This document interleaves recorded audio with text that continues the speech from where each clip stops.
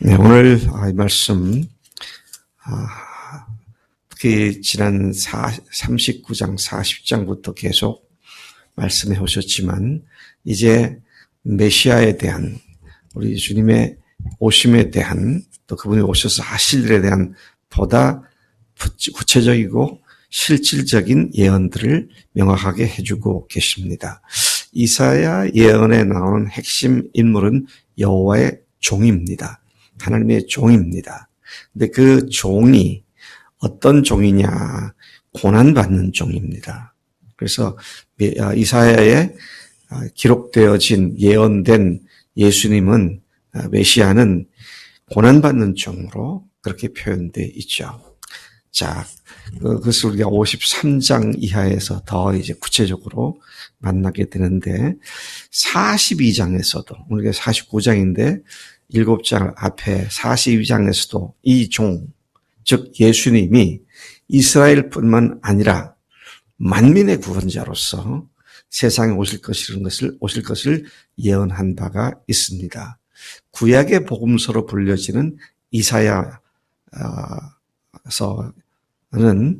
예수님에 대해서 가장 정확하게 예언된 선지서이죠.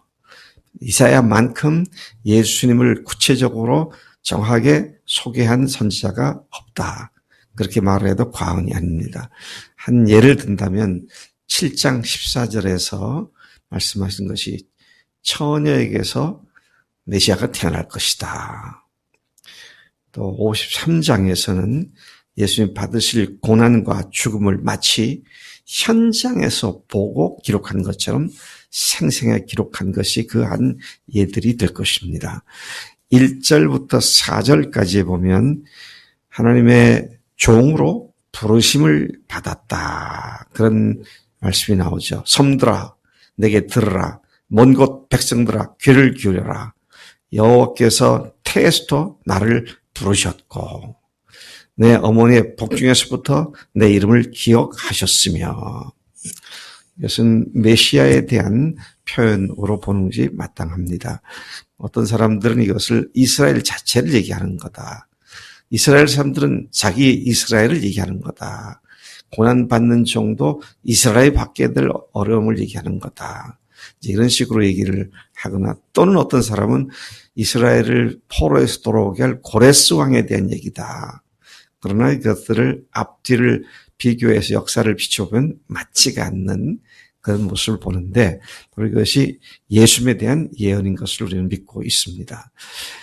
49장 이 본장부터 한 인격체이신 메시아가 그냥 개념이거나 어떤 사상이 아니라 한 인간으로서 한 인격체로서 메시아가 감당하게 될 사역은 이스라엘을 넘어서서 온 인류의 모든 나라 이방인들까지도 이 사역이 해당된다는 사실을 선포하고 있는 것을 봅니다. 이방 나라까지 구원의 사역이 확장되고 있음을 얘기하고 있습니다. 여기에서 그는 태에서 나옴으로부터 부르셨고 어미 복중에서 이미 이름을 지음 받았다. 그렇게 언급되고 있습니다. 근데 아들을 낳으리니 그 이름을 예수라 하라. 천사를 통해서 고지받은 이름이 예수죠. 또 태에서부터 그랬는데 이 말을 다른 말로 보면 창세 전부터 하나님께서 그를 갖다가 세우셨다. 이런 말씀을 생각나게 하는 말씀이죠. 그분의 오심과 사역은 창세 전부터 예언되었고 예정되었고 예언되었다는 말씀이다. 뿐만 아니라 그분이 오셔서 하실 궁극적 사역 역시 창세기 앞부분부터 계속 말씀되어 왔죠. 예를 들면 창세기 3장 15절에 내가 너로 여자와 원수가 되게 하고 너의 후손도 여자의 후손과 원수가 되게 하리라. 이 마귀에게 하는 말씀이죠. 그래서 네가 여자의 후손인 하나님의 사람들, 특히 여기서는 우리가 교회를 얘기한다 볼 수가 있는데요. 또 너의 후손도 여자의 후손과 원수가 되게 될 것이다. 자, 그런 말로 계속해서 그런 우리를 구원해 주시고 하나님께서 하나님의 자녀로 삼으실 것에 대한 예언들을 계속 해오셨는데 이제 49장에서는 그가 한 인간으로 오셔서 그렇게 하신다. 자, 그런 말씀을 하시는 거죠.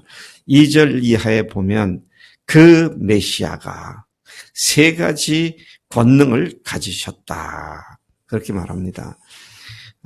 여기 보니까 내 입을 날카로운 칼날같이 만드시고 칼같이 만드시고 자, 그 첫 번째를 지금 말씀하고 있는데 그 첫 번째 권능이 뭐냐? 입을 날카로운 칼같이 만드셨다. 날카로운 칼은 잘 베이고 잘 들지요. 무슨 말입니까? 설득력과 능력을 사람들의 마음을 변화시키는 능력을 지니신 하나님의 말씀을 그분이 갖고 계신다. 그런 말씀이고요. 계시록 1장 16절과 19장 15절 요한이 쓴 요한계시록 1장 16절과 19장 15절에서 요한은 이 본문을 인용하여 주님을 그 입에서 좌우에 날선 검이 나오는 분으로 그렇게 묘사하기도 했습니다. 또 계속해서 말씀하십니다. 나를 그의 손 그늘에 숨기시며 하나님께서 그를 숨기신다. 그렇게 말하고 있죠. 두 번째 말씀인데요. 하나님이 자신을 안전하게 세상의 악한 세력들의 올무와 덫에서부터 보호해 주신다. 여러분, 예수님이 사역하실 때 진퇴양난에 딱 빠지게 만든 질문을 얼마나 자주 받으셨어요. 이렇게 말하면 이렇게 트집 잡고 저렇게 말하면 저렇게 트집 잡고 그렇게 올무를 씌우려고 했던 것이 얼마나 많습니까? 근데 한 번도 걸려들지 않으셨죠. 참 하나님의 지혜와 하나님께서 그를 철저히 지키시는 모습을 우리가 또한 보게 됩니다. 나를 갈고 닦은 화살로 만드사. 나를 갈고 닦은 화살로 만드셨다. 그리고 그 화살통에 감추셨다. 그랬습니다. 세 번째 무기죠. 메시아가 잘 연마되어 번쩍거리는 화살같이 하나님의 일에 쓰임받을 무기로 주님께서 때를 기다리고 그 때에 화살통에서 꺼내서 쏘실 것을 말씀하시는 것이죠. 3절에 보니까 내게 이르시되 너는 나의 종이라 하셨음을 말씀하고 있습니다. 그래서 하나님의 종으로서 예수님께서는 이 세 가지 무기를 가지고 사역을 하시는 모습을 미리 예고하고 있는 것을 봅니다. 4절에 보니까 이러한 권능을 받은 여호와의 종을 여러분 이런 권능을 가지고 휘둘러서 아무 문제 없이 평탄하게 사역을 하면 얼마나 좋겠습니까? 근데 이 종이 어떤 종이냐? 그런데 그가 고난을 받을 종이다. 고난받는 종에 대한 말씀이 나오는 겁니다. 7절에 보니까 어떤 고난을 받느냐? 이스라엘의 구속자이시며 이스라엘의 거룩하신 이이신 여호와께서 메시아를 향해서 말씀하십니다. 사람에게 멸시를 당하는 자, 백성에게 미움을 받는 자, 관원들에게 종이 된 자, 그렇게 하나님께서 부르신 것을 봅니다. 결코 순탄치 않고 평탄치 않은 고난의 길을 가게 될 고난을 받을 종을 말씀하고 있는 것이죠. 그런데 그것으로 끝나는 것이 아니라 그 결국이 어떤 것입니까? 수많은 왕들이 보고 일어서서 고관들이 경배하게 될 것이다. 왕들이 경배한다. 왕 중에 왕으로 세워지실 것이다. 이런 말씀으로 이해가 되는 예언의 말씀이죠. 5절부터 7절까지 보면 여호와의 종의 사명이 나와 있습니다. 여호와의 종의 사명. 참 몇 가지 중요한 사명들이 이렇게 나와 있는데 메시아의 사역에 관하여 양치기가 흩어진 양을 모으듯이 암탉이 병아리를 모으듯이 하나님께서는 그를 하나님의 자녀들을 모으는 사역을 하게 하신다. 그래서 여러분, 예수님께서 마태복음 23장 37절에서 예루살렘을 보시면서 우시면서 하신 말씀이 있었죠. 예루살렘아, 예루살렘아, 야곱을 그에게 돌아오게 하시는 이 신이 이스라엘이 그에게로 모이는도다.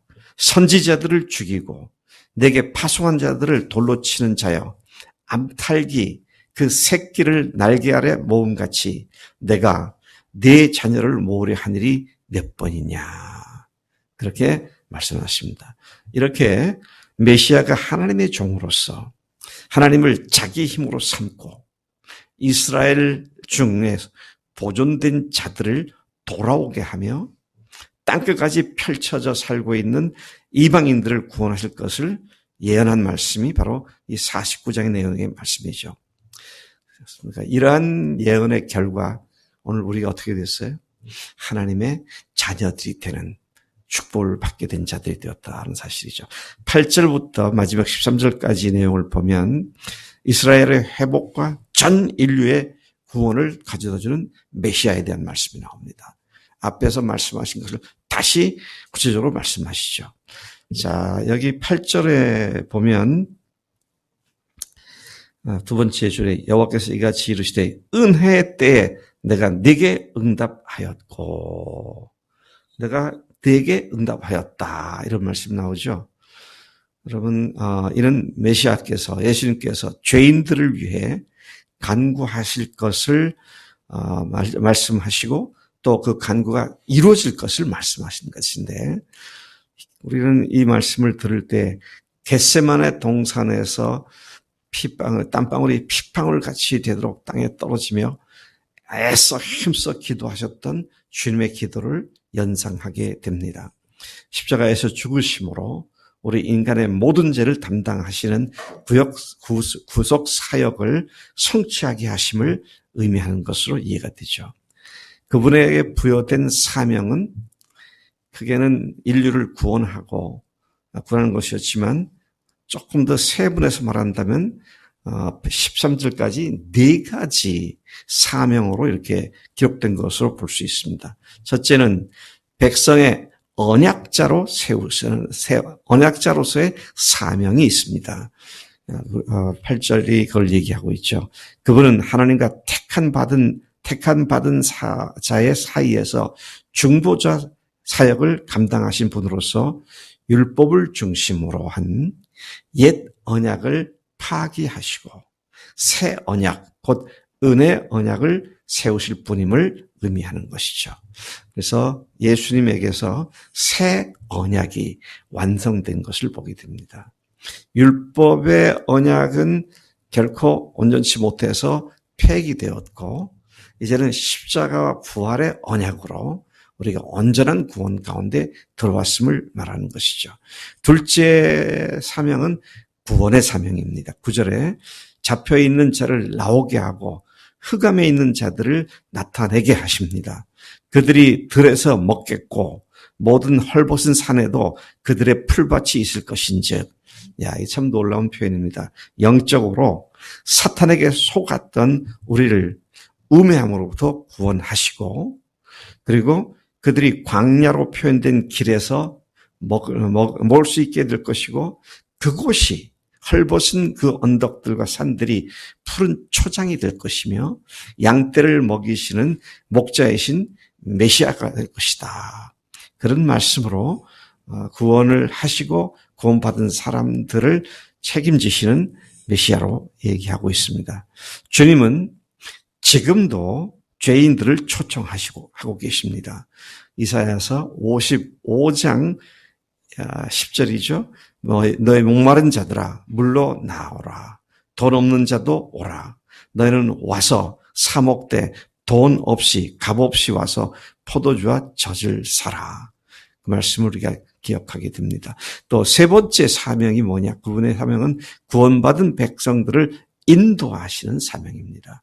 10절부터 12절까지 구원받은 자들로 줄이거나 목마르지 않게 하시고 더위와 볕에 상하지 않게 하시고 그들을 샘물 근원으로 인도하시는 분이시다. 그래서 주님께서 우리를 생명의 근원으로 인도하신다. 과연 예수님은 우리에게 새 언약을 세워주셨고 우리를 구원하셨으며 우리를 안전하고 편안한 길로 인도해 주시며 11절 모든 장애물을 제거해 주시고 12절 원근 각처 사방 팔방으로부터 구원받고 하나님께로 돌아오게 하시는 교회를 세워주시는 하나님이신 것을 보게 됩니다. 넷째 그분의 사명은 자기 백성을 위로하시는 사명을 가지셨다. 13절에 하늘이여 노래하라. 땅이여 기뻐하라. 산들이여 즐거이 노래하라. 여호와께서 그의 백성을 위로하셨은즉 그의 고난당하는 자를 긍휼히 여기실 것입니다. 여러분, 주님께서는 우리의 구원자가 되시고요. 네. 새 언약을 세우신 분이 되시고 구원자가 되시고 우리 인도자가 되시고 그리고 우리의 위로자가 되시는 이 주님을 만난 자들로서 주님과 함께 이 주님의 놀라운 사역하심의 혜택을 누리며 사는 우리가 된 줄로 믿습니다. 이 사실을 믿고 담대히 서서 오늘 또 힘있게 승리하는 여러분들이 되실 줄로 되기를 축복합니다. 하나님 아버지 감사합니다. 하나님은 어찌하여 2700년 전에 예언한 말씀이 2000년 전에 이루어졌고 그리고 2000년 후인 지금 우리에게도 그것이 실제가 되게 하셨는지 참으로 하나님은 시간과 공간을 뛰어넘으신 위대하신 전능하신 하나님이십니다. 우리에게 보내신 예수님의 십자가의 고난과 부활의 영광으로 우리도 죄가 완전히 사함받고 주님과 함께 동행하는 영원한 삶의 영광 가운데 있게 하셨사오니 하나님 주님께서 지금도 우리를 위로하시고 인도하시고 생명샘 가운데로 늘 이끌어 주시니 감사합니다. 오늘도 그 주님과 함께 힘있게 담대하게 동행하는 복된 하루가 되도록 역사하실 줄로 믿습니다. 감사하고 예수님의 이름으로 기도를 쌉나이다. 아멘, 아멘.